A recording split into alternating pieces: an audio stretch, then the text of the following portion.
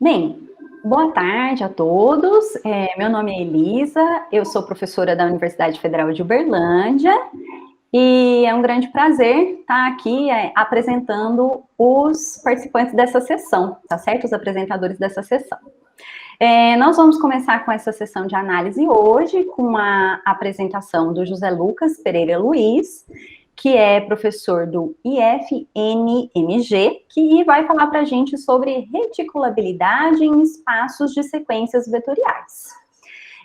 Só um aviso, José Lucas, quando der 20 minutos que você tiver iniciado, eu vou te dar um avisozinho só para você saber do tempo, tá certo? E vou te pedir para que você possa encaminhar, então, aí para as suas palavras finais. Beleza? E pode iniciar. Obrigada. Obrigado, Elisa. Todos me ouvem bem? Sim. Ok. Eu vou cronometrar aqui também para evitar passar muito do tempo. Primeiramente, eu quero agradecer à comissão organizadora da primeira reunião mineira de matemática por ter possibilitado que eu apresente parte da minha pesquisa no evento. Quero agradecer também ao CNPq e à CAPES, porque alguns resultados que vão ser mostrados aqui mais ao final da apresentação foram desenvolvidos durante o meu doutorado no IMEC, na Unicamp, e com bolsa do CNPq e da CAPES. Resultados que eu vou apresentar foram desenvolvidos em conjunto com o professor Geraldo Botelho, da Universidade Federal de Uberlândia. A Elisa já me apresentou, eu sou José Lucas, sou professor atualmente do Instituto Federal do Norte de Minas Gerais, no campus Araçuaí, e vou falar um pouco hoje sobre reticulabilidade em espaços de sequência vetoriais. Essa palestra, essa apresentação que eu vou fazer tem uma interseção muito grande com o que o professor Vinícius Fávaro fez hoje pela manhã, quando ele falou sobre espaçabilidade e lineabilidade, que é a busca por estruturas lineares em ambientes a priori sem essa estrutura. No nosso caso aqui, nós estamos trabalhando com reticulabilidade, que é a busca por reticulados de Banach em ambientes que a priori não tenham essa estrutura. Logo mais eu vou definir o que é um reticulado de Banach, que é uma classe especial de espaços de Banach.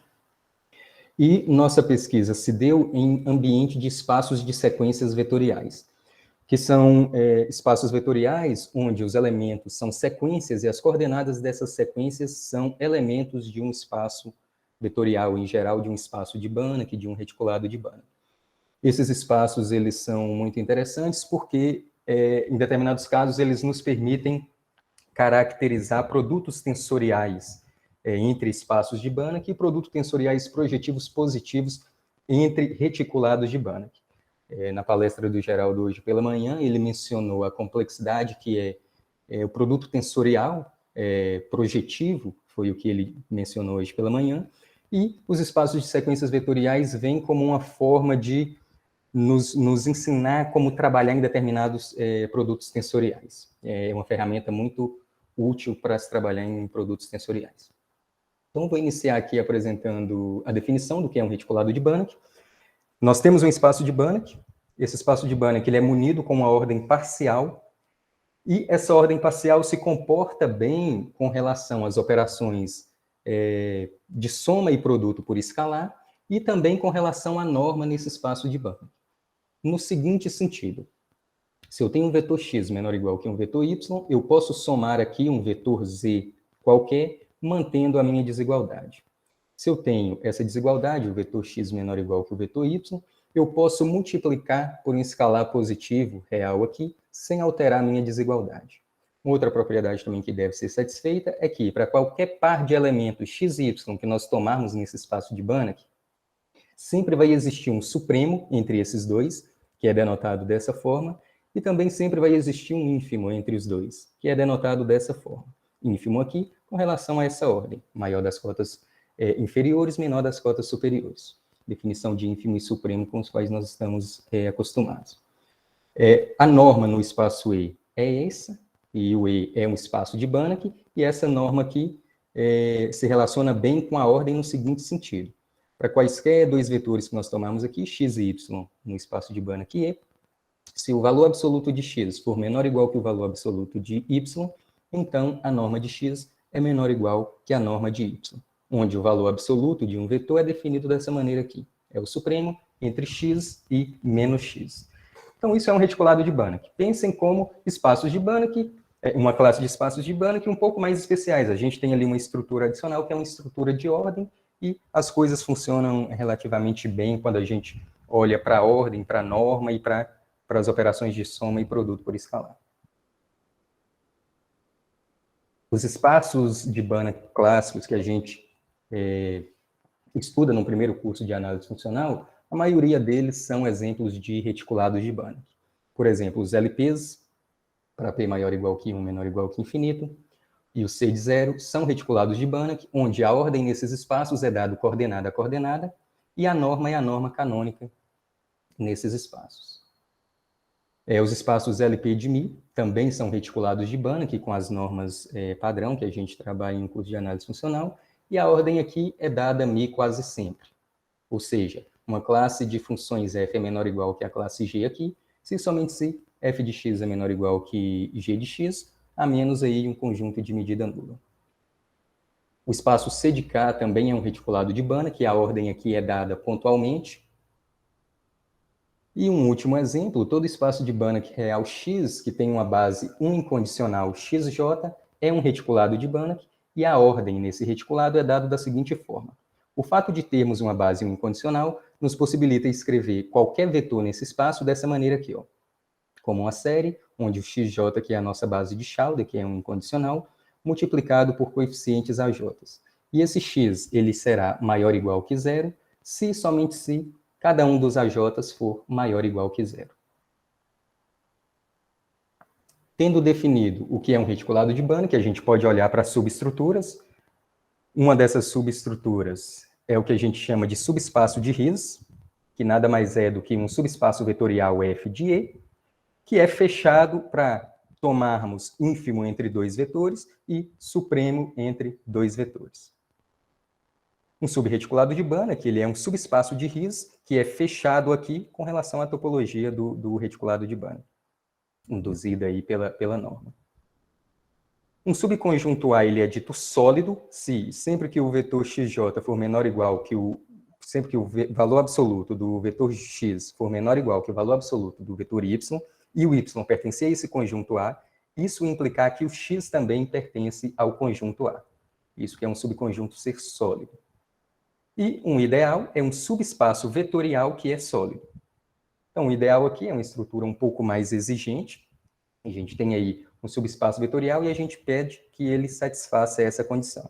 Todo ideal ele é, em particular, um subespaço de Ries. Todo ideal fechado ele é, em particular, um subreticulado de Banach. E ideal é a estrutura mais exigente que nós temos aqui nessa apresentação. Na teoria existem outras, mas para a gente aqui até essa subestrutura chamada ideal é o suficiente. Então, o que acontece é o seguinte, nós temos espaços de Banach, e nesses espaços de Banach nós temos uma estrutura adicional, que é essa estrutura de ordem. Lá na teoria de espaços de Banach, nos cursos de análise funcional, a gente viu na apresentação do Vinícius a definição do que é espaçabilidade, que é a busca por estrutura linear, por estrutura de espaço de Banach, em um subconjunto que, a princípio, não tem essa estrutura. O que ocorreu foi que, em 2016, um matemático chamado Oeckberg, ele define um análogo ao conceito de espaçabilidade no ambiente de reticulados de Banach. E esse termo é chamado de reticulabilidade, esse termo aqui em inglês. Como o Vinícius disse, ele mencionou algebrabilidade, alfa-lineabilidade, existem vertentes diferentes da lineabilidade e da espaçabilidade. A reticulabilidade é um caso disso nesse ambiente de reticulados de Banach, onde a ordem para a gente é muito importante. Então, Oeckberg definiu isso da maneira mais natural possível, que é essa aqui, ó, um subconjunto A de um reticulado de Banach de dimensão infinita E é completamente reticulável se existe um subreticulado fechado de dimensão infinita E desse reticulado E aqui, de modo que o F está contido no A união com o vetor nulo aqui. Observe que a definição de Gurari, de espaçabilidade, foi transportada naturalmente para esse ambiente de reticulabilidade, onde, ao invés de pedirmos que exista um subespaço fechado de dimensão infinita, pede que exista um subreticulado fechado de dimensão infinita. Após esse artigo em 2016, o Wikberg publica um outro artigo em 2017, onde ele também trabalha com esse conceito de reticulabilidade, e nesses dois artigos ele prova alguns resultados muito gerais envolvendo reticulabilidade. O histórico de espaçabilidade e de reticulabilidade surgem na teoria de espaços de Banach, na análise funcional, de uma maneira levemente diferente. Na espaçabilidade, primeiro, surgiram exemplos específicos, como os que Vinícius mencionou. Por exemplo, que tratando de lineabilidade e espaçabilidade para um conjunto de sequências contínuas que não são diferenciáveis em nenhum ponto. São exemplos específicos. E depois vieram surgindo exemplos mais gerais, que não tratam de especificidade. Pegam espaços de Banach mais gerais, subconjuntos mais gerais, e garantem espaçabilidade e lineabilidade. Alguns exemplos clássicos são demonstrados por Kitson Timoney, e que são resultados gerais, mas que já surgiram na década de 2000, 2010, 2011, alguns resultados bem mais gerais. E já para a reticulabilidade, ocorre o inverso. O Wikberg cria esse campo de pesquisa e nos apresenta alguns resultados que são muito gerais e que nos assustam no primeiro momento. Por que nos assustam? Porque para demonstrar algum resultado específico, a gente tem que, antes disso, verificar que esses critérios gerais não são satisfeitos. Então, vou apresentar aqui 4 resultados gerais de Wikberg, que estão presentes nesses 2 artigos que eu mencionei.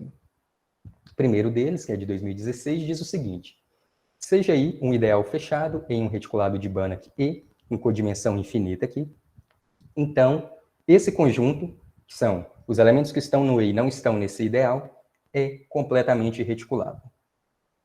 Segundo o resultado de Wikberg, nos diz que seja E um reticulado de Banach, cuja ordem é dada por uma base 1 incondicional, e F um subespaço de E com codimensão infinita, então o E menos o F aqui unido com o vetor nulo contém um ideal fechado de dimensão infinita. Observem que aqui ele prova um pouco mais do que ser reticulável, ele prova a existência de um ideal fechado, que é uma estrutura um pouco mais exigente. Mais 2 resultados bastante gerais são esses aqui. Se E é um reticulado de Banach de dimensão infinita, e F continue em E é a imagem de um operador compacto, então o E menos o F unido com o vetor nulo contém um subreticulado fechado de dimensão infinita. Ou seja, esse conjunto aqui, ele é completamente reticulável. E um quarto resultado, também de 2017 aqui, diz o seguinte: seja E um reticulado de Banach ordem contínua, e F um subespaço fechado de E com codimensão infinita, então E contém um subreticulado fechado G de dimensão infinita, tal que essa interseção aqui é somente o vetor nulo. Em outras palavras, o E menos o F é completamente reticular. Então, o Wikberg vem e nos apresenta esses resultados que são verdadeiras bombas para quem pesquisa sobre espaçabilidade, lineabilidade, no nosso caso aqui, reticulabilidade. Para quem tem interesse em trabalhar com reticulabilidade, são resultados muito fortes. Aqui a gente tem ordem e continuidade, que eu não vou entrar nas questões técnicas, mas são coisas assim que, dentro da teoria de reticulados de Banach, são coisas fáceis de ser observadas em espaços. São coisas realmente bastante gerais.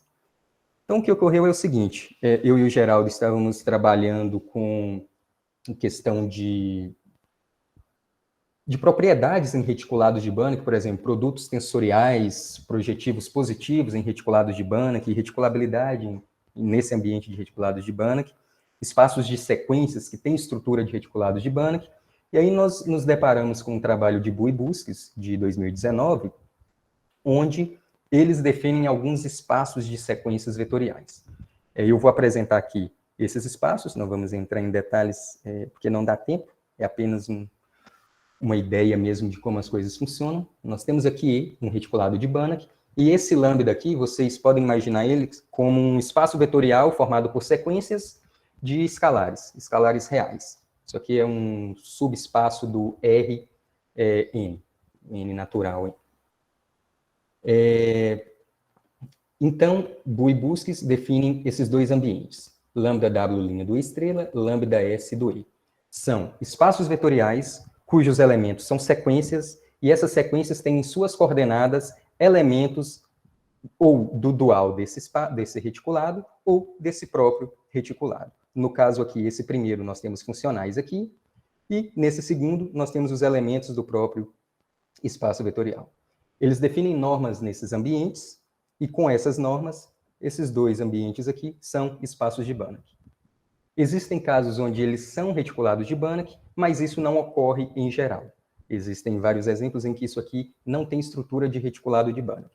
Então, o que eles fazem é definem novos ambientes, lambda epsilon' do E estrela, lambda π do E, levando aqui em consideração agora valores absolutos e positividade de vetores.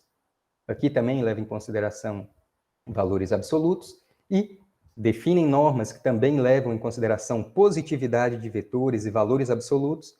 E essa nova estrutura aqui sempre tem estrutura de reticulado de Banach, com a ordem sempre coordenada a coordenada. Sempre que a gente olha para um reticulado de Banach, para um espaço vetorial de sequências, a ordem é coordenada a coordenada. Por que que eles definem isso?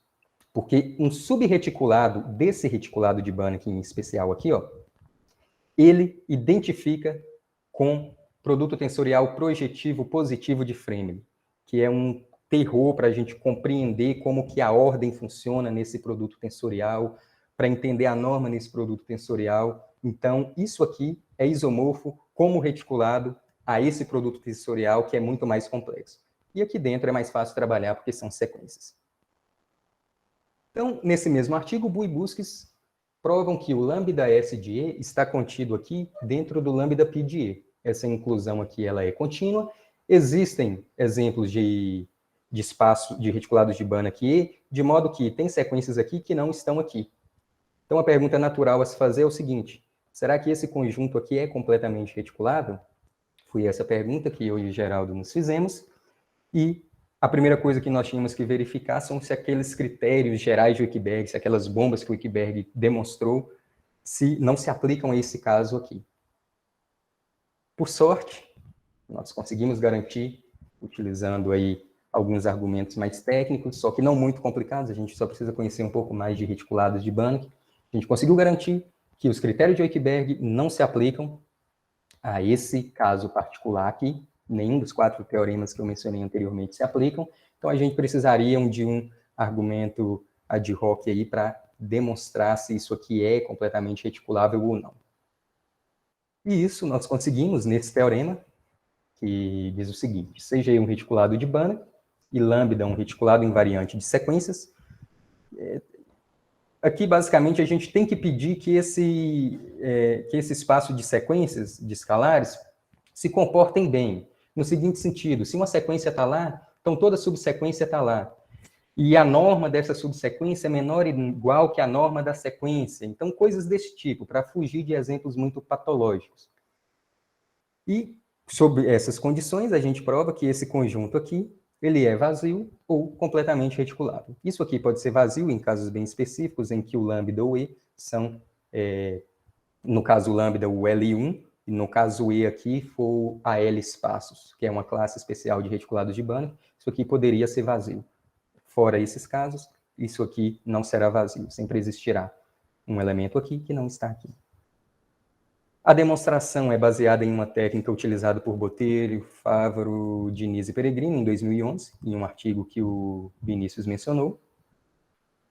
E desse resultado geral e mais genérico, a gente consegue obter casos particulares utilizando espaços de sequências de escalares mais comuns na análise funcional, como, por exemplo, aqui o espaço de sequências de Orlix, que é denotado por L-φ aqui, π de E, o L-φ um espaço de sequências de Orlix, e a gente prova que esse conjunto aqui ele é vazio ou completamente reticulável. A gente tem que pedir algumas condições sobre nossa função de Orlix-φ, mas nada também que seja muito fora da teoria. São coisas naturais de se pedir para funções de sequências de Orlix, para evitar que a gente tenha casos muito triviais, como, por exemplo, o nosso L-φ recair no L1, e também, com questão à norma aqui, a gente tem que pedir φ de 1 igual a 1, para que a norma dos vetores canônicos seja igual a 1, para evitar ficar carregando constantes, coisas desse tipo. Então, isso aqui é vazio ou completamente reticulável,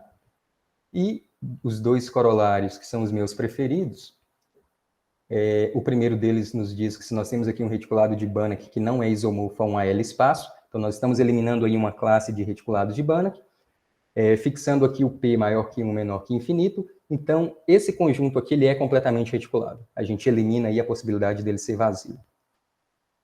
Esse conjunto aqui, esse espaço de Banach, ele foi definido no início dos anos 2000 para caracterizar o produto tensorial de LP por um espaço de Banach E, como eu mencionei. Espaços de sequências, ele vem com essa ideia de tentar trabalhar com sequências ao invés de produtos tensoriais projetivos.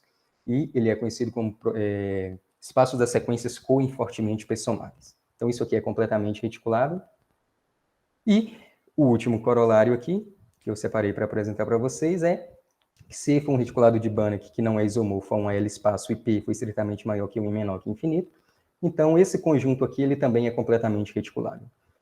Isso aqui é chamado produto tensorial projetivo positivo de Fremeli. Isso é um reticulado de Banach, e enxergar a norma aqui dentro e a ordem aqui dentro, principalmente a ordem dos vetores aqui dentro, é algo bastante delicado, só que a gente utiliza identificações com esse espaço de sequência e desse aqui com esse para garantir que isso é completamente reticulado.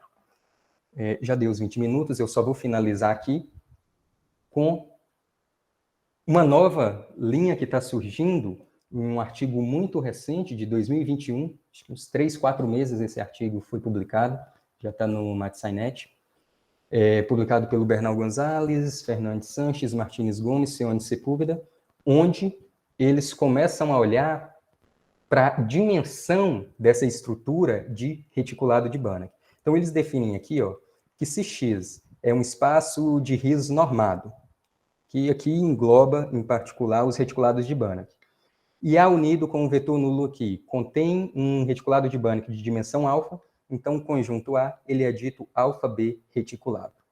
O interessante disso aqui existe o conceito de alfa-lineabilidade, que olha para a dimensão dos espaços vetoriais dentro de um conjunto, e eles estão olhando para esse análogo, eles provam alguns resultados nesse sentido, nesse artigo aqui, e o interessante dentro da alfa-B-lineabilidade, da reticulabilidade, a gente consegue fugir dos resultados gerais de Wickberg, porque os resultados gerais de Wickberg não levam em consideração a dimensão dos reticulados de Banach. Então, aqui é uma nova linha que está surgindo com relação à alfa-B reticulabilidade. Muito obrigado. Desculpem, eu passei 1 minuto do tempo. Estou aberto a perguntas. Obrigada, José Lucas. Nem te interrompi, que já percebi que você estava finalizando. Primeiro, parabéns pela palestra. É um tema bem interessante, né? E nesse momento eu gostaria de pedir que todos abrissem os microfones, então, para que a gente pudesse dar uma palmas para o José Lucas.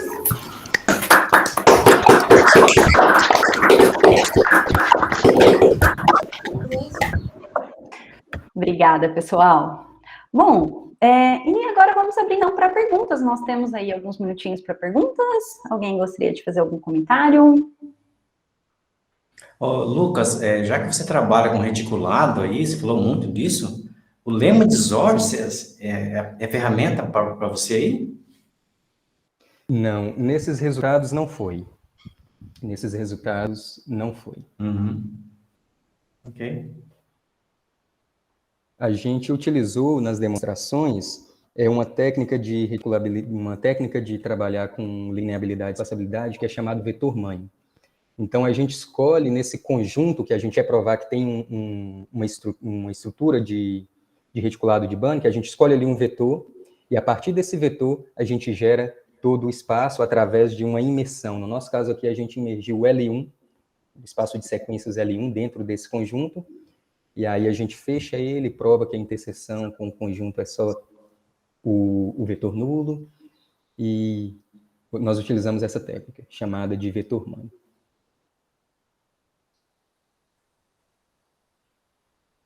Mais perguntas?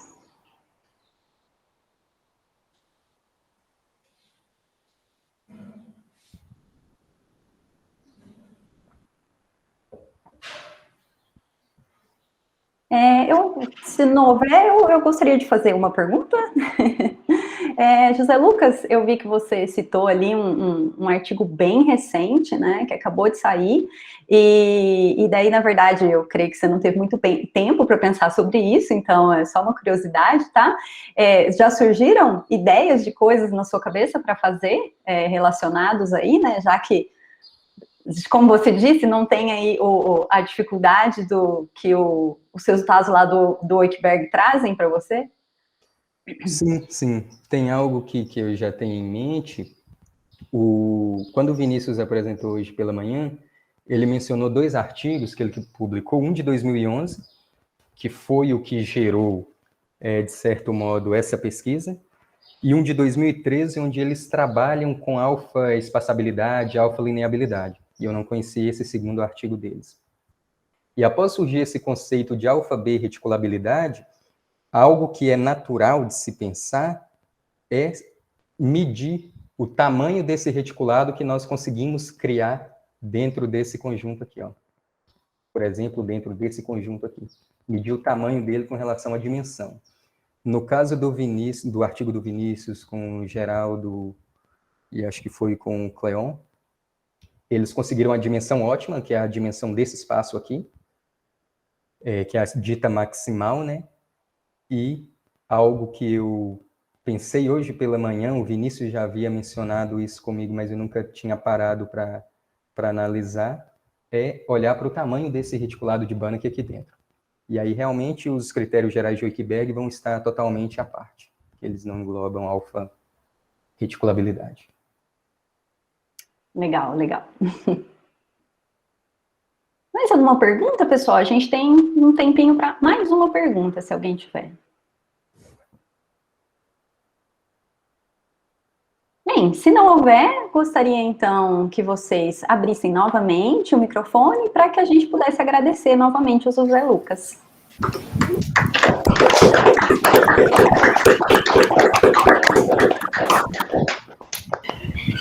Obrigada, pessoal. Então, dando continuidade, pessoal, nós vamos ter agora a palestra da Letícia Alves da Silva, do IFMG. Ela vai falar para a gente sobre conexões entre desigualdades funcionais e geométricas. Obrigada, Letícia. Quando der 20 minutinhos, eu te dou um aviso para que você possa se encaminhar para o final, tá certo? Tá, joia. Muito obrigada pela introdução. Agradeço também aos organizadores do evento, né, ao professor Michael e a todos os participantes aqui que estão presentes, pela audiência, né? Bom, e o tema que eu escolhi, o título é Conexões entre desigualdades funcionais e geométricas, porque o que eu vou tentar fazer nos próximos 20 minutos é contar um pouquinho sobre essas relações, né? São problemas que eu trabalhei durante o doutorado, sob orientação do professor Carlos Hugo Jimenez, da PUC-Rio, o professor Julian Haddad, da UFMG. E, basicamente, o que a gente vai ver aqui é tentar entender um pouquinho relações entre as desigualdades que estão lá no mundo da geometria, que comparam volumes de corpos convexos, medidas de área de superfície, e desigualdades ali do mundo da análise, comparando normas de funções, de gradiente, né? Então, como são muitas linhas de pesquisa dentro da área, eu decidi começar por recordar algumas definições da parte de geometria convexa, que eu acho que pode ajudar um pouco a entender melhor a comunicação. E a primeira definição que eu vou estar recordando é o que é um corpo convexo. Um subconjunto K de Rn, ele é chamado um corpo convexo se ele for compacto, convexo e tiver o interior não vazio. Então, por exemplo, o conv, né? O conv, ele é muito famoso na área de geometria convexa, geralmente em todos os eventos internacionais, inclusive, tem uma fotinha dele. Você pode, inclusive, seguir ele no Twitter, @conv12. E associado a corpos convexos, a gente tem algumas funções importantes, como, por exemplo, a função indicadora, que é a função característica de um conjunto mesmo, que ela retorna 1 se o x pertence a K e 0 se o x não pertence a K. Então, ela conta ali para a gente se um elemento está no K ou não, né? a função suporte de um corpo convexo, que é definida por esse sup aqui, que na verdade é um máximo, né? Porque o K é compacto. Mas por que essa função ela é muito importante? Eu costumo brincar que ela funciona como uma carteira de identidade do K, né? Porque dois corpos convexos são iguais somente se eles têm a mesma função suporte. Então, a gente pode usar a função suporte para definir o K, né? E se a gente reparar na definição dela, a gente vai ver que é uma função positivamente homogênea, então muitas vezes a gente trabalha com ela restrita só à esfera Sn-1. E aí, se a gente pensar também, né, o que é o HK de um vetor U de Sn-1, isso dá para a gente a distância da origem até o hiperplano suporte do K, que tem como direção normal esse vetor U. Além da função suporte, a gente tem a função Gauss, que também é conhecida como funcional de Minkowski, que é definido por esse ínfimo aqui. E é uma função que tem várias propriedades também, mas repara que quando o K é um corpo convexo zero simétrico, essa função, na verdade, ela é uma norma cuja bola unitária é o próprio K. E, por fim, coloquei aqui também a função radial, que é definida como esse máximo, que é uma função bastante importante e ajuda a gente a calcular volume, né? Porque se a gente pensar, por exemplo, o que é esse ρ de K na direção U, para U pertencente a Sn-1, isso vai dar para a gente o tamanho da distância, né? Vai dar para a gente o tamanho do segmento da origem até o bordo do K, segundo aquela direção U. Bom, então vamos começar a falar um pouquinho sobre as desigualdades. A primeira que eu vou trazer aqui do mundo da geometria é a desigualdade isoperimétrica clássica, que diz, ela é válida para conjuntos mais gerais, mas ela diz o seguinte, né? Como o nosso foco são os corpos convexos, eu vou anunciar ela dessa forma que está aqui. Que se K for um corpo convexo de Rn, então a gente pode comparar o volume de K na potência n-1 sobre n com essa medida de área de superfície do K, dessa forma que está aqui, valendo a igualdade se o K for uma bola, né? Em outras palavras, se a gente considerar todos os corpos convexos que têm a mesma medida de área de superfície, o volume é máximo quando o K é exatamente uma bola. Agora, lá no mundo da análise, a gente tem essa desigualdade famosa também, a desigualdade de Sobolev clássica, que compara essa norma n sobre n-1 da função f com essa norma 1 do gradiente da f aqui. E eu já escrevi nesse formato de propósito para mostrar que essas desigualdades são de alguma forma parecidas, né, esteticamente, vamos dizer assim, mas é mais que isso. Na verdade, elas são equivalentes, no sentido que a gente pode usar uma para provar a outra. Mas vamos observar nesse sentido aqui, né? A gente consegue recuperar a desigualdade isoperimétrica clássica a partir da desigualdade de Sobolev clássica por uma escolha apropriada de f. E quando isso acontece, a gente diz que essa desigualdade funcional é uma extensão da desigualdade geométrica, né? Observa aqui que quando a f é a indicadora de um K, isso aqui vai retornar esse lado esquerdo, e isso que está do lado direito aqui vai retornar o lado direito de lá. É claro, assim, que precisa formalizar isso, né? Na verdade, a gente precisa construir uma sequência de funções ali que está convergindo para a indicadora do K, pensar em termos de limite, mas é só para dar a ideia mesmo. Bom, outro conceito importante é o conceito de conjunto polar, né? O que é isso? Vamos recordar aqui. Quando a gente tem um corpo convexo K, que o zero pertence ao interior do K, a gente pode definir o corpo polar de K dessa forma que está aqui, né? E quando o K é um corpo convexo que tem o zero no interior, esse K polar vai ser um corpo convexo com o zero no interior também. E outra noção importante é a noção do corpo projeção de K, né? Que é definido via função suporte da seguinte forma, que está essa expressão aqui. Então, só para tentar deixar mais clara essa história. O K é um corpo convexo e a gente define outro corpo convexo a partir dele, que a gente chama o corpo projeção de K, via função suporte, por causa daquela história que a gente pode definir um corpo via função suporte. E nesse caso do corpo π de K, que a gente está definindo via essa função suporte aqui, como que ela é definida? A gente, para cada direção U de Sn-1, a gente pega o K, projeta no complemento ortogonal de U e calcula esse volume.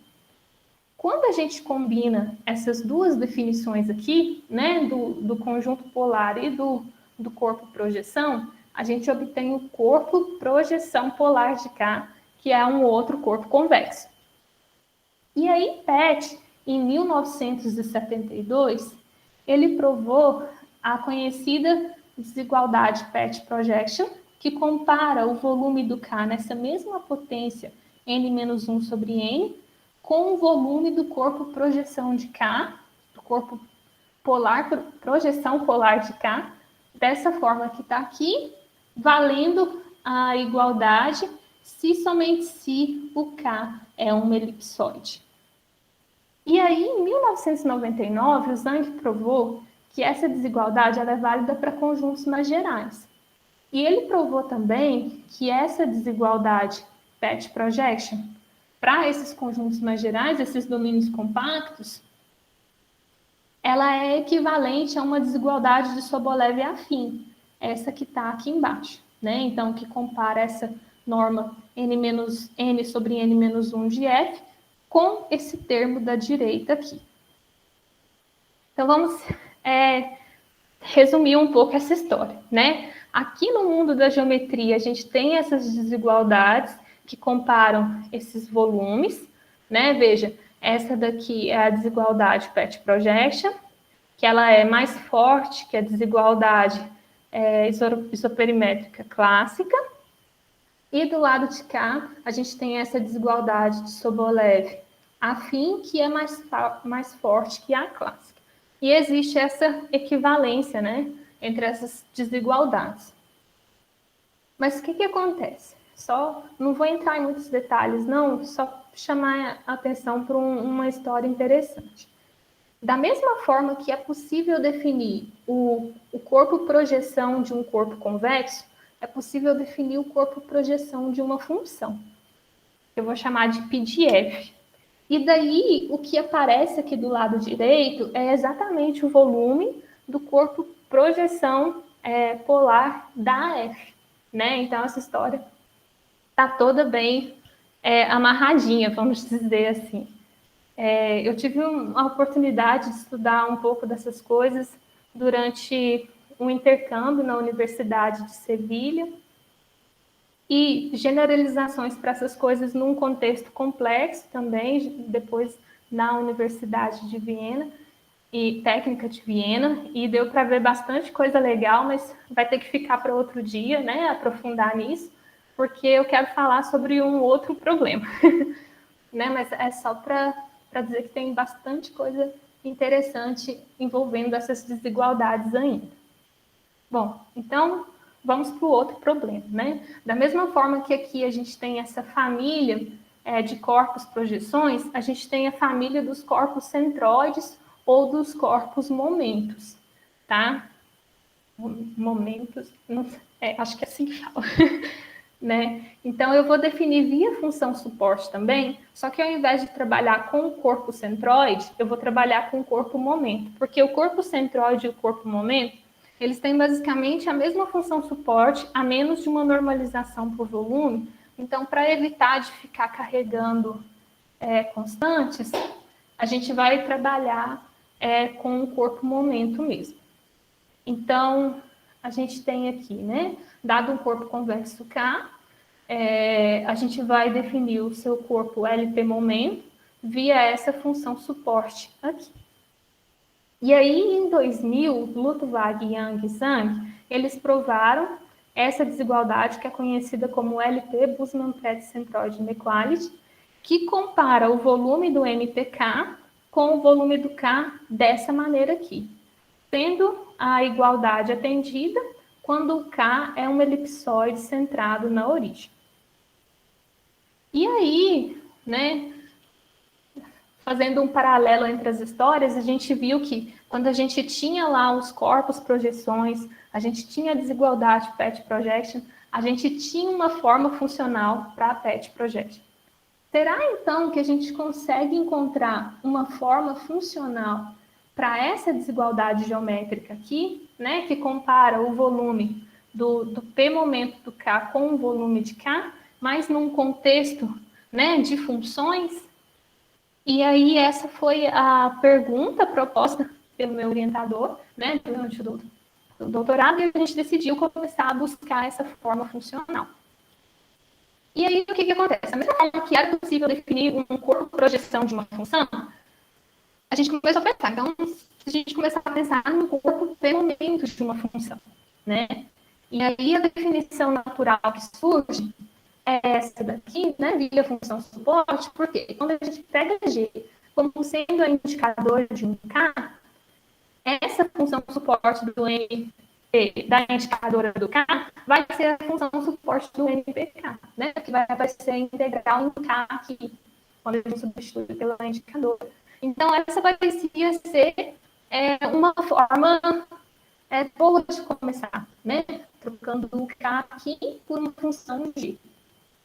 Mas aí aparece um problema, porque na hora de tentar expressar o volume desse corpo MPG, não é possível fazer isso de uma forma elementar em termos da G. Né? Lembra que a função boa para calcular volume é a função radial, não é a função suporte. Por que não tem esse problema no caso da desigualdade PET project? Né? Porque lá tem um polar, e a função radial do corpo polar está relacionada com a função suporte do próprio corpo.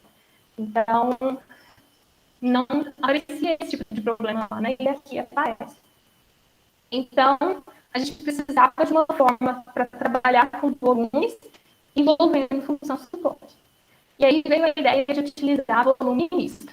É claro que na época a gente não começou com L, R volume misto, né? A gente começou com R igual a 1, então talvez alguém já conheça essa noção de volume misto. Quando R aqui é igual a 1, isso tem interpretações geométricas também, né? Mas eu não vou entrar em muitos detalhes. A questão é que, mesmo que isso pareça uma coisa estranha, tem uma representação integral do jeito que a gente precisava, né? Existe essa medida aqui, parece um pouco misteriosa também, né? Principalmente com esse R, mas quando esse R é igual a 1, isso, na verdade, é uma medida conhecida, assim, é uma medida push-forward via a aplicação de Gauss da geometria diferencial, mas quando o R é maior que 1, começa a ficar meio estranho. Mas a representação integral é muito boa e vai servir bastante para a gente. E existe uma desigualdade que compara volumes mistos, né, o volume R misto de dois corpos convexos K e L com o volume de K e o volume de L. Dessa forma aqui, é chamada desigualdade de Brun-Minkowski para volumes mistos. E aí, repara o seguinte, se a gente tomar o K igual a L e o L igual ao MPK, aqui vai aparecer um MPK, que a gente pode usar a desigualdade LP-Busemann-Petz-Centroide para comparar o volume do MPK que aparece aqui com o volume do K e obter essa desigualdade aqui embaixo. E essa desigualdade ela é interessante para a gente, porque, veja, quando a gente pega o L igual a MPK aqui, do lado esquerdo, a gente vai ter o volume R misto do MPK com o MPK, que é o volume do MPK, né? Porque isso é uma propriedade de volume R misto. E a gente vai recuperar exatamente essa desigualdade Busemann-Petz-Centroide. Então, essa desigualdade que está aqui, ela é equivalente à desigualdade LP-Busemann-Petz-Centroide. Então, veja aqui, a gente conseguiu chegar numa desigualdade que parece esse volume R misto, que tem uma boa representação integral para o que a gente precisa, e que é equivalente à desigualdade Busemann-Petz-Centroide. Então, a ideia era tentar arrumar uma forma funcional para essa desigualdade que está aqui, né? Então, a primeira coisa que a gente precisa fazer é pensar isso no contexto de funções. Agora parece que piorou, né? Porque agora parece que no lugar do L vai ter que aparecer uma função F, no lugar do K vai ter que aparecer uma função G. Parece que ficou pior, mas na verdade não. Na verdade vai ficar bom para fazer as contas. E antes de motivar isso aqui no contexto funcional, eu vou só recordar um lema de Luttwak e Zhang de 2006, que eles garantem a existência dessa medida aqui na esfera, né, relacionada a essa função F, que cumpre essas propriedades, que permite fazer essa passagem aqui, dessa integral na esfera para essa integral em Rn. Veja que aqui a gente sai, e vice-versa, né? Mas a gente sai dessa medida que pode ser complicada para uma integral em dx, e isso para toda a função φ, que é não negativa, contínua e homogênea de grau 1. Então, esse lema foi importante para a gente, para a motivação que a gente vai ver agora. Veja só, quando a gente escreve esse volume R misto do L e do MPK, a gente tem essa representação integral aqui, né? E aí, se a gente substituir a definição dessa função suporte MPK, a gente obtém isso que aparece aqui do lado direito. E aí, agora, o que acontece? Dessa linha para essa. Ao invés de pensar na integral aqui em K, eu penso na integral em Rn, e aqui é só multiplicar pela indicadora do K. E, de alguma forma, se eu puder trocar essa medida associada a L por uma medida associada a uma função, para a φ sendo isso que está entre parênteses aqui, né? Elevado a P, eu consigo utilizar o lema anterior para passar para essa representação aqui. Então, veja que aqui apareceu a função f, e aí no lugar dessa indicadora aqui, parece natural trocar por uma função g, né? E aí uma pergunta que pode surgir tá, mas como que existe uma relação entre essa função e esse corpo, né, que permite essa passagem, que faz essas medidas serem iguais? E aí a resposta é sim, desde que a f tenha essa cara aqui, né, para essa f-zona satisfazendo essa condição. E aí depois que a gente conseguiu, trabalhando com essa definição, né, esse volume R misto entre essa função f e esse corpo MPG, a gente conseguiu provar essa desigualdade que compara esse volume R misto entre f e MPG com essas normas de f e essa norma da G aqui. Eu não vou entrar em detalhes da prova, eu acho que eu não tenho tempo, né? Quanto tempo eu já extrapolei? Acho que acabou de dar 20. Então, se você puder ir para a finalização. Eu vou usar só um minutinho, só para dar a ideia da demonstração, tá? Bem rapidinho mesmo, são só praticamente 2 passos, que é comparar esse volume R misto aqui entre F e MPG com essa norma da F e esse volume MPG aqui, de MPG. Não vou entrar em muitos detalhes, é bem técnico, é conta mesmo, integração em conjunto de nível, utilizar umas desigualdades que já são conhecidas, mas esse ponto aqui eu queria mostrar umas coisas interessantes, né? Quando a gente compara esse volume de MPG com essas normas de G aqui. Porque, a princípio, né, parece que era melhor só restringir o problema a esse segundo passo, esse volume de MPG com essas normas de G. Mas acontece que não é uma forma funcional do jeito que a gente quer, porque não é explícito em termos da G. Ao contrário desse termo aqui da esquerda, né, que aparece a função G aqui de forma explícita. Mas é possível fazer a conta mesmo sem ter uma forma explícita ali da G. E parece estranho, porque tem muita letra, tem um R do LR volume misto, tem um E, né, porque é o P momento, e aí depois aqui ainda aparece um lambda, porque na verdade é uma família de desigualdades, né, e esse lambda aparece nesse passo 2 aqui. E esse passo 2, que é onde a gente compara esse volume do MPG com essas normas de G aqui, basicamente, o que é feito é pensar nisso como um volume penístico de NPG com NPG, e aí a conta, né? Mas nesse passo aqui, desse passo para esse, eu queria chamar a atenção, porque aqui foi uma coisa que deu um trabalhinho, porque aqui que a gente está usando a base non-PET, né, comparando o volume do NT de NGT com o volume de NGT, mas aqui, não necessariamente esse conjunto de nível da G precisa ser um corpo convexo, né? Então, a gente precisou estender o resultado geométrico para domínios compactos também, para poder fazer esse passo que está aqui. E aí, depois, esse outro é uma conta também, e é nessa conta daqui para cá que é possível generalizar para esses lambdas naquele intervalo, né?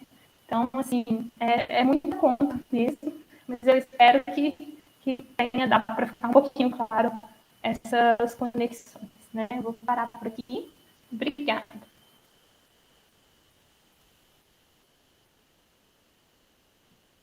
Muito obrigada, Letícia. Nesse momento, então, eu gostaria de pedir que todos abrissem os microfones para que a gente pudesse agradecer a Letícia pela palestra.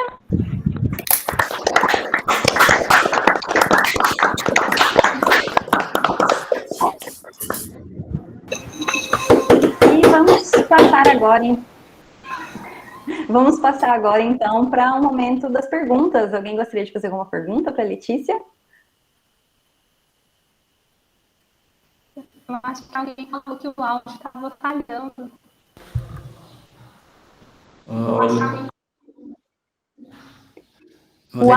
O áudio falhou um pouquinho ao longo da apresentação, mas estava dando para acompanhar. Em alguns momentos ficava acelerado, mas a gente conseguia te ouvir, te entender. Claudemir, por favor.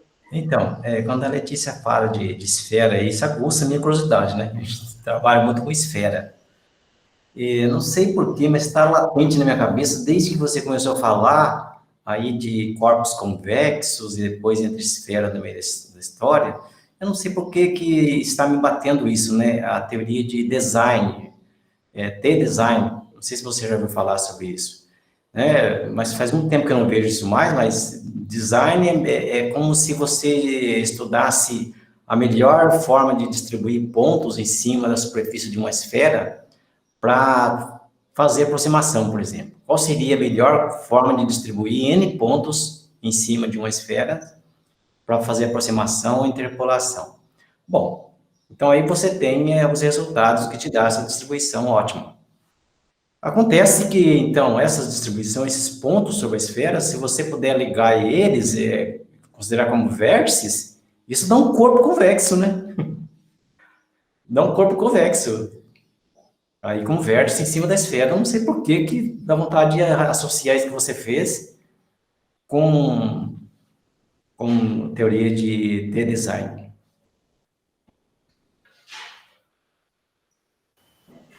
Então, não sei se você já teve... Assim, com esse nome, assim, eu ainda não ouvi falar, né? Mas talvez com outra nomenclatura, né? Porque dentro da geometria convexa tem muitas linhas de pesquisa, né? Mas como eu estava mais focada em entender as conexões com a parte da análise, então, assim, eu não fui muito para esse outro caminho mais geométrico, né?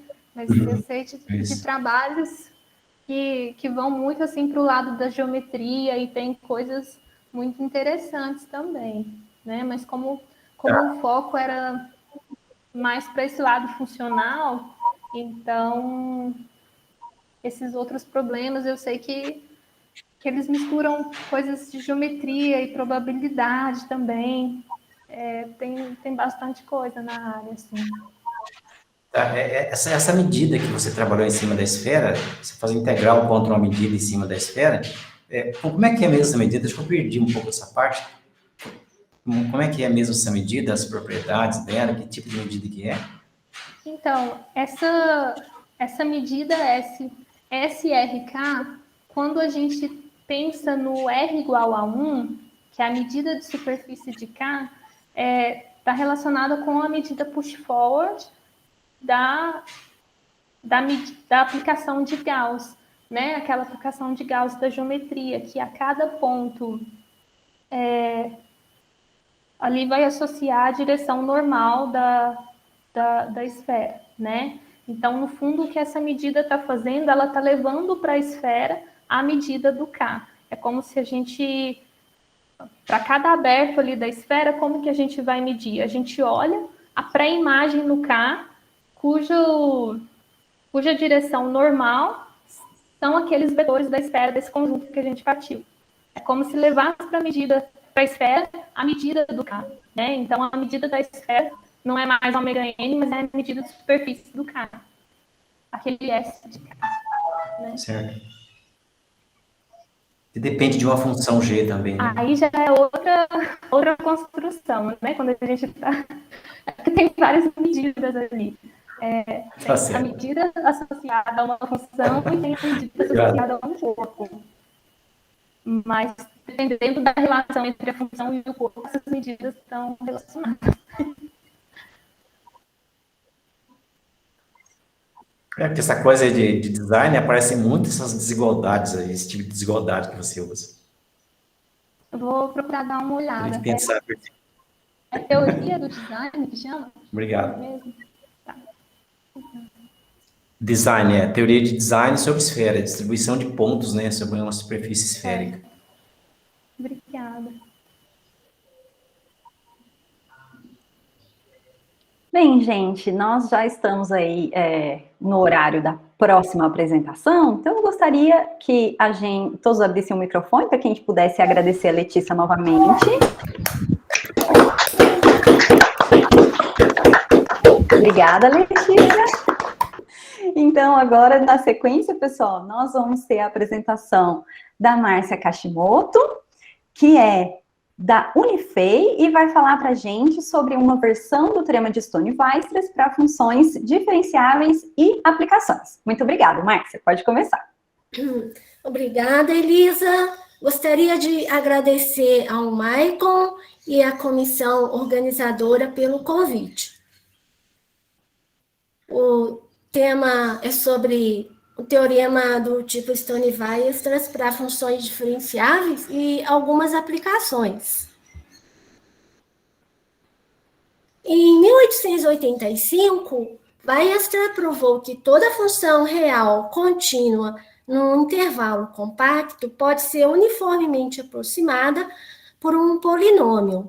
Mais tarde, em 1937, Stone generalizou o teorema de aproximação de Weierstrass para subálgebras de funções reais contínuas num compacto de Hausdorff. Então, uma subálgebra A é densa no espaço das funções contínuas, somente se a subálgebra separa pontos e para cada elemento x do compacto existe uma função da subálgebra que não se anula em x. No caso complexo, o teorema é válido se acrescentarmos os conjugados de todas as funções. Esse teorema é na topologia uniforme. Também vale para a topologia compacto aberta. Aí existe uma demonstração, por exemplo, no livro de aproximação do Leopoldo Nashvin. E o teorema do tipo Stone-Weierstrass, que eu vou falar, é do Leopoldo Nashvin. Para espaço de funções de classe CK, funções com valores reais, definidas no aberto do espaço euclidiano. E a topologia considerada é a compacto aberta de ordem K.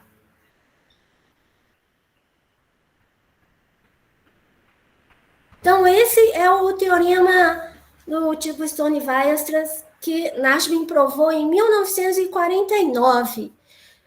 Então, se ela é uma subálgebra do espaço das funções de classe CK, funções reais, ele é densa na topologia compacto-aberta de ordem K, se somente se ele separa pontos, para cada x no aberto existe uma função da subálgebra L que não se anula em x, e ele acrescentou mais uma condição, dado x no aberto e um vetor não nulo, existe uma função da subálgebra L, tal que a derivada direcional em x não se anula. As principais ferramentas são o teorema da função inversa e uma generalização do teorema de aproximação de Weierstrass para espaços de funções contínuas, munido da topologia compacto-aberta, de que a álgebra dos polinômios é densa aí no espaço das funções contínuas e também no espaço das funções de classe CK, com a topologia compacto-aberta de ordem K. E tem um artigo do Mujica que trata da demonstração desse teorema, porque esse artigo do Nashbin é bem resumido, mas aí o Mujica publicou um artigo sobre a demonstração desse teorema, um artigo de 8 páginas.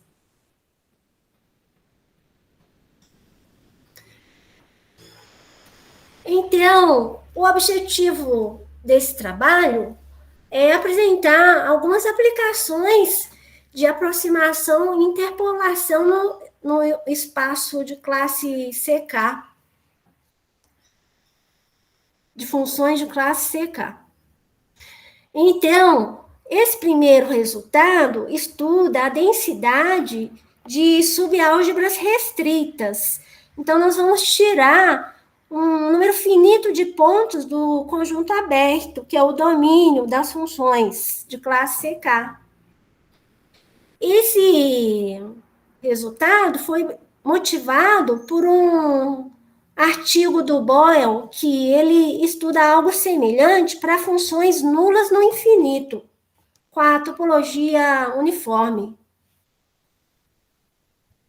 Então, vamos considerar um subconjunto aberto do espaço euclidiano, L, uma subálgebra densa no espaço das funções de classe CK, densa na topologia compacto-aberta de ordem K. Então, vamos considerar ômega o aberto V menos o número finito de pontos de V. E a subálgebra é a restrição das funções de L a ômega, tal que essas funções de L se anulam nesses elementos do conjunto finito. Então, essa subálgebra restrita é densa no espaço das funções de classe CK restritas, no espaço das funções de classe CK restritas ao domínio ômega. Então, para demonstrar esse teorema, nós usamos o teorema de Nashbin. E para verificar as condições do teorema de Nashbin, precisamos desse lema de interpolação, densidade. E esse lema é provado usando o lema de Urysohn para funções de classe CK. Então, para verificar aquelas condições, aí basta definir basta considerar uma função que é igual a 1 em x menos 1 em y, x e y, elementos distintos do conjunto ômega, e atribuir valor zero para V1, V2 até Vn. Então, aí essa função vai separar os pontos. Aí também aí não é difícil usar esse lema para construir uma função que satisfaz a segunda condição. E a terceira condição, aí usando a propriedade do produto de derivadas.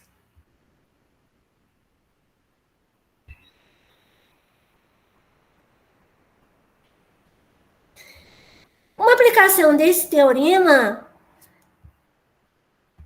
é para o espaço das funções chamadas polinômios do tipo finito, polinômios contínuos do tipo finito, com valores reais. Então, aí muitos devem conhecer, são polinômios dessa forma, uma constante mais uma soma finita de polinômios N homogêneos.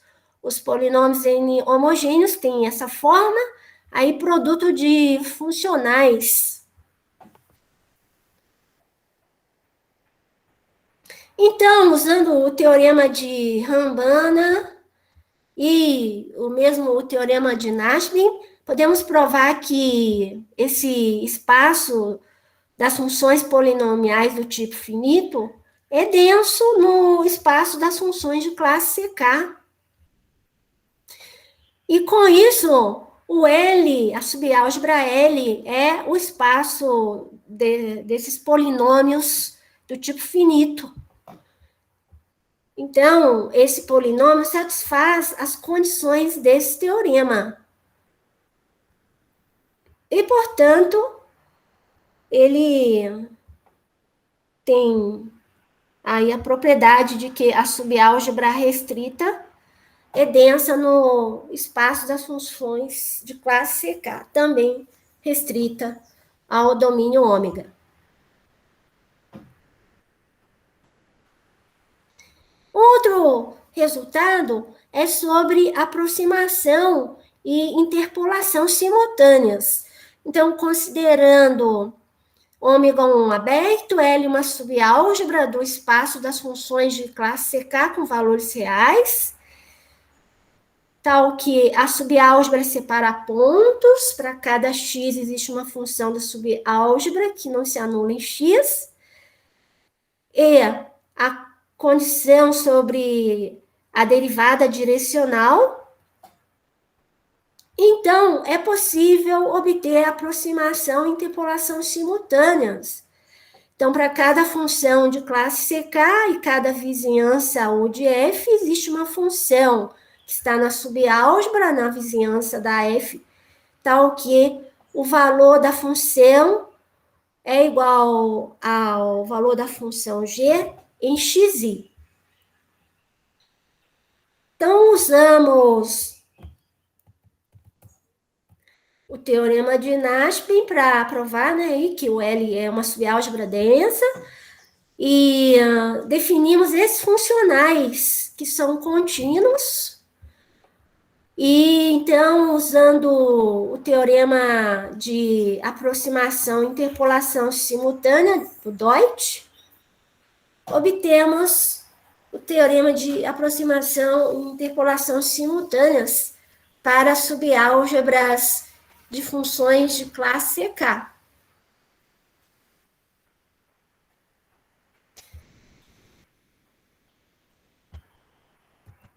Existe também uma generalização da versão do teorema de Stone-Weierstrass para espaço de dimensão infinita. Aí foi provado por Leibniz. Então, ele considera a subálgebra de classe C1 e H um espaço real separável de Hilbert, dimensão infinita. Então, além das três condições do Nashvin, ele acrescentou essa condição de que o espaço H tem uma base ortonormal e, a partir de um certo número natural M, a composta F com as projeções Pn pertencem à subálgebra, para toda a função na subálgebra. Pn, a projeção ortogonal de H sobre o subespaço gerado pelos elementos da base ortonormal.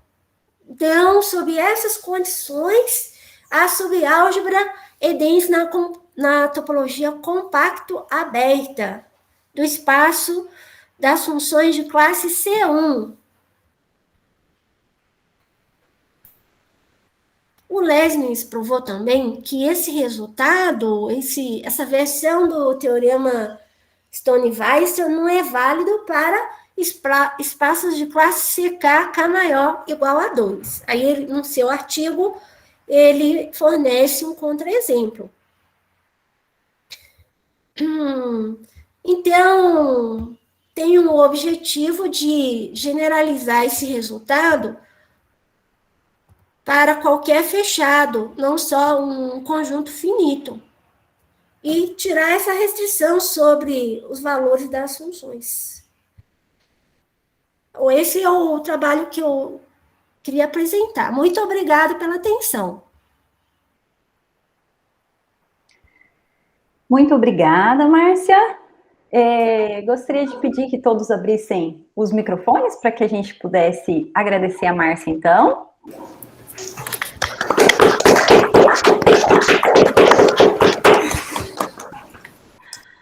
E nesse momento, vamos abrir então para perguntas. Alguém gostaria de fazer alguma pergunta, algum comentário? Só parabenizar a Márcia pela apresentação, pelo trabalho, porque ela mexeu aí com a parte da análise funcional muito difícil. No entanto, ela teve essa coragem de enfrentar e apresentar isso para a gente. Obrigado pela apresentação. Eu que agradeço pela oportunidade.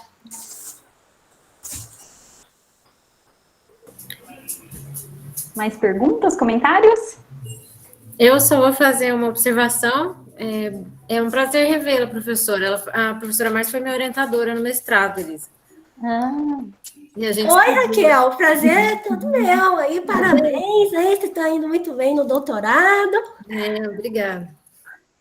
Parabéns. Prazer.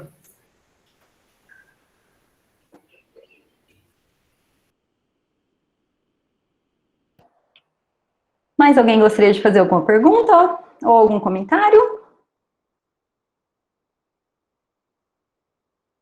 Bem, se não houver, então eu gostaria de pedir para todos abrirem os microfones novamente, para que a gente possa agradecer novamente a Márcia. Muito obrigada. E parabéns aí para a comissão organizadora. Também deixo os meus parabéns para a comissão organizadora. Obrigado a vocês. Bem, gente, então, com a palestra da Márcia, a gente encerra essa sessão de análise de hoje, tá certo? E você gostaria de dar algum recado, Márcio? Maico? Senão a gente encerra por aqui. Não, só agradecer mais uma vez a todos os presentes, dizer que amanhã tem mais, né, a nossa sessão, e as outras sessões também, né? Então, obrigado a todos, obrigado, Elisa, por nos ajudar aí, e a todos os palestrantes também de hoje. Até amanhã. Obrigada, pessoal. Até mais.